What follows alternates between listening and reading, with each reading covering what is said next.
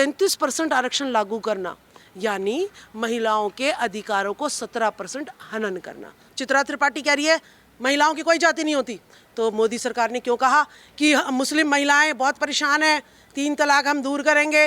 SC के अधिकार कहाँ थे?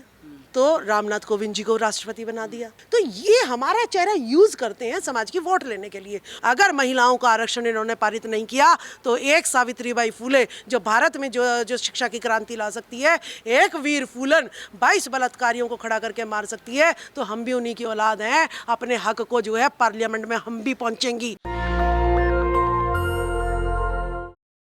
नरेंद्र मोदी की सरकार कह रही है कि महिलाओं को उन्होंने 33% आरक्षण दे दिया, लेकिन जो ओबीसी वर्ग है वो खासा नाराज है।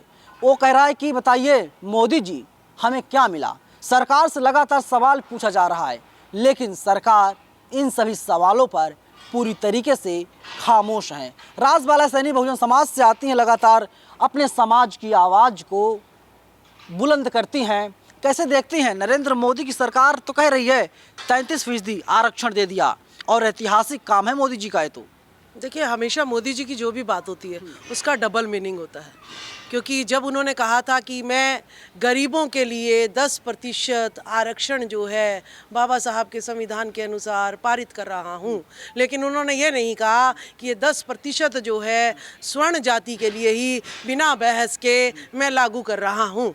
तो यानी वो जो है जब ओबीसी का मंडल कमीशन जो है ना चल रहा था तो 52% जब मिलना था, लेकिन उसे जो है रोक दिया गया कि 50% से ज़्यादा नहीं मिल सकता और जो है इसीलिए आपको 27% मिलेगा। तब मोदी जी कहीं नज़र नहीं आए और उन्होंने जो है ओबीसी को सीमित कर दिया 27% पे, और उस 27% पे भी हमें जो है 11.5% वो भी चपड़ासी कलर को में ही मिला।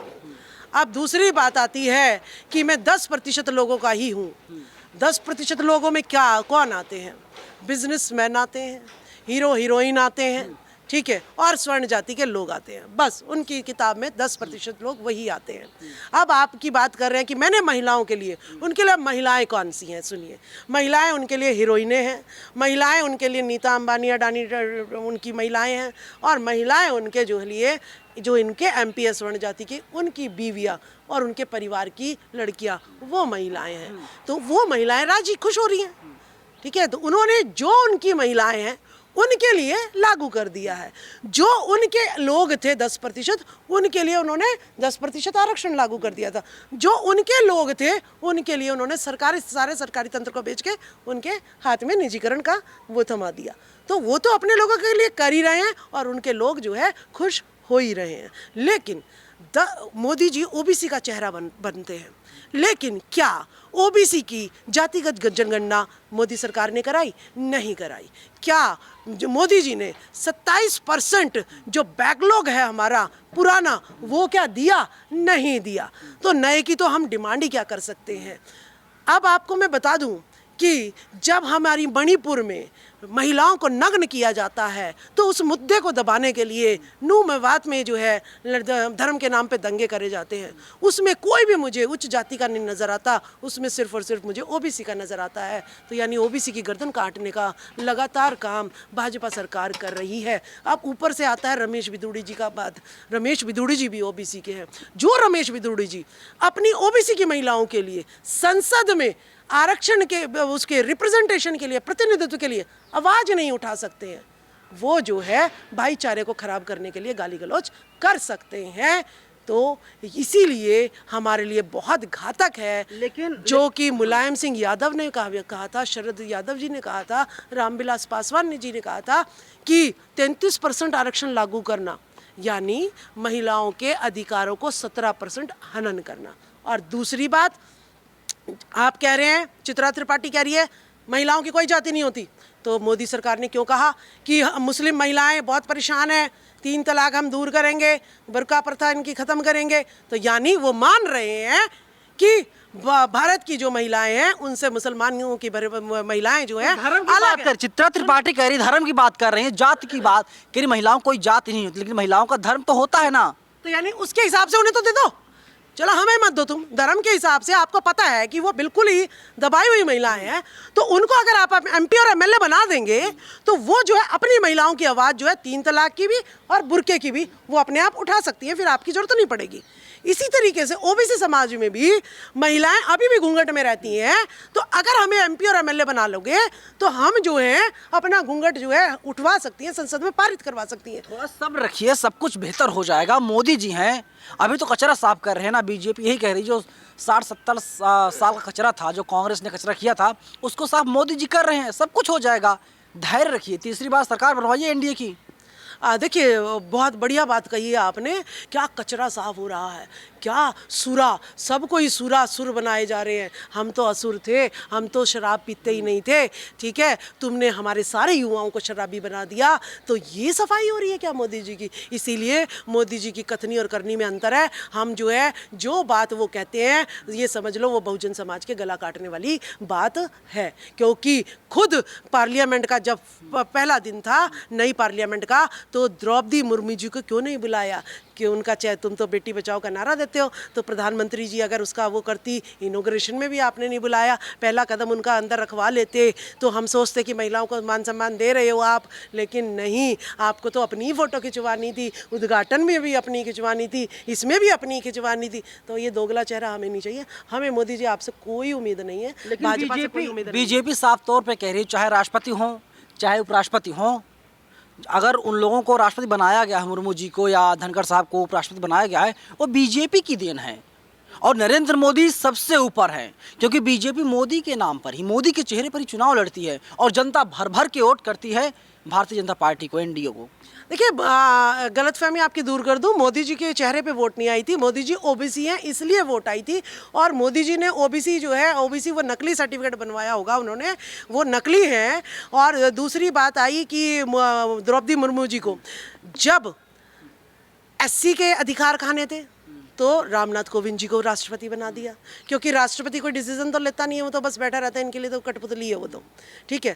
जब जंगल जमीनें खानी थी, अंबानी अडानी को बेचनी थी, तब जो है ST की जो है महिला वो बिठा दिया आपने कि महिलाओं को भी टारगेट करेगी वोट को, और जो है आदिवासी वोट को भी टारगेट करेगी। तो ये हमारा चेहरा यूज़ करते हैं समाज की वोट लेने के लिए, और फिर उसके बाद उनकी जो है फसल कटाई के लिए, उनके अधिकारों की कटाई के लिए उनका इस्तेमाल करते हैं। तो ये स्ट्रेटजी। लेकिन मेरा आखिरी सवाल मैडम आपसे है कि आप लगातार मोदी सरकार पर कई गंभीर आरोप लगा रही हैं। मोदी जी कहते हैं मैं देश के लिए खाता हूं, सोता हूं, पीता हूं, उठता हूं, बैठता हूं, यानी जो मोदी जी का जीवन है, जिंदगी है, वो देश के नाम कुर्बान हो चुका है, वे देश के लिए सब कुछ कर रहे हैं, फिर भी आप गंभीर आरोप लगा रही हैं। देखिए कंगना रनौत आज उनको जेड सिक्योरिटी ये लोग देते हैं, और जो नेता ज़मीनी स्तर पर अपना सब कुछ छोड़कर जनता की भलाई के लिए, शिक्षा के लिए, रोजगार के लिए, महिलाओं के सम्मान के लिए और शराब मुक्ति के लिए और जो है अंधविश्वास पाखंडवाद से मुक्त भारत बनाने के लिए लड़ते हैं, उसको आप जो है धमकी हमें लोग दे जाते हैं, फिर भी उसके बाद भी उनको कोई सज़ा नहीं होती, कोई एक्शन नहीं होता। तो हम जो है मोदी जी आपके बहरूपी से चेहरे को हम पहचान चुके हैं, और महिला आरक्षण बिल पर हमें आपसे कुछ नहीं चाहिए। हम अपने हक अधिकार, अभी सोनीपत लोकसभा में 1 अक्टूबर को प्रोग्राम है, उसमें हम अपने जितने भी MP हैं SC ST OBC माइनॉरिटी के, उनके MPओं का पुतला दहन करेंगे कि हमें ना मोदी से जो है कोई लेना देना, ना हमें कांग्रेस भाजपा से लेना देना, ना मनुवाद से लेना देना, ना स्वर्णवाद से लेना देना। तुम तो हमारे नाम पर वोट लेके गए थे, तुमने महिला आरक्षण के लिए OBC का 1% की भी डिमांड नहीं करी, तो हम तुम्हारा दहन करते हैं, पुष्यमित्र शंगु दहन के साथ हम तुम्हारा दहन करेंगे। ये 1 अक्टूबर को सोनीपत लोकसभा में होगा, और आप जो है जरूर पधारिएगा वहाँ पर, क्योंकि अगर महिलाओं का आरक्षण इन्होंने पारित नहीं किया तो एक सावित्रीबाई फुले जो भारत में जो शिक्षा की क्रांति ला सकती है, एक वीर फूलन 22 बलात्कारियों को खड़ा करके मार सकती है, तो हम भी उन्हीं की औलाद हैं। अपने हक को जो है पार्लियामेंट में हम भी पहुँचेंगी और इनके हकों को छीन के रहेंगे। केंद्रीय मंत्री और बीजेपी की सांसद हैं, उनका नाम है मीनाक्षी लेखी, वे साफ तौर पे कहती हैं कि इस महिला आरक्षण बिल पर कि जो लोग विरोध कर रहे हैं इसका, उनके पास क्या इतनी हिम्मत है कि वे लोग 100% जो है टिकट महिलाओं को दे दें। बिल्कुल हिम्मत है। जो है ना, जो पार्टियां विरोध कर रही हैं, बहुत सारे नेता, अब महिलाएं आपको फील्ड में दिखेंगी जो सामाजिक मुद्दों की बात उठा रहे हैं। जब से सोशल मीडिया आया है तब आपने देखा होगा डॉक्टर रितु हैं, वो कैसे आवाज़ उठा रही हैं। ठीक है, अब उनके ऊपर वो हो रहा है, अत्याचार हो रहा है तो वो आवाज़ उठा रही हैं। मैं अपनी सरकारी नौकरी छोड़कर आवाज़ उठा रही हैं। ठीक है, शर्मिला जौहरी जो है ना चंडीगढ़ में आवाज़ उठा रही हैं, कहीं पटेल आवाज़ उठा रही हैं। तो इतनी महिलाएँ हमारी जो हैं आवाज़ उठा रही हैं, और जो है उनको जब हम मौका देंगे तो मुझे लगता है कि देश जो, जैसे ज्योतिबा फूले ने कहा था कि अगर एक महिला पढ़ती है तो अपने मायके को भी पढ़ाएगी, ससुराल को भी पढ़ाएगी और आने वाली पीढ़ी को भी पढ़ाएगी। तो यही काम हम सिद्ध करके देंगे और इस देश से जो है गरीबी भी हटाएंगे, अशिक्षा भी हटाएंगे, शराब को भी हटाएंगे और अश्लीलता को भी हटाएंगे। और इनको हीरो हीरोइनों को ज़्यादा संस्कार देने की ज़रूरत है, नीचे ज़मीन के स्तर के लोगों को संस्कार देने की ज़रूरत नहीं है जो ये मूर्ख बनाते फिर रहे हैं। कुल मिलाजुला करके लब्बो लुआब यही है कि नरेंद्र मोदी जो मौजूदा प्रधानमंत्री हैं, जिसके लिए कानून बनाते हैं उसी को समझ में नहीं आता। आपने देखा था किसानों के लिए मोदी कानून लेकर के आए थे, किसानों को समझ में नहीं आया, किसान आंदोलन हुआ और इसके बाद नरेंद्र मोदी टीवी पर आते हैं, माफ़ी मांगते हैं और इसके बाद फिर आंदोलन खत्म हो जाता है।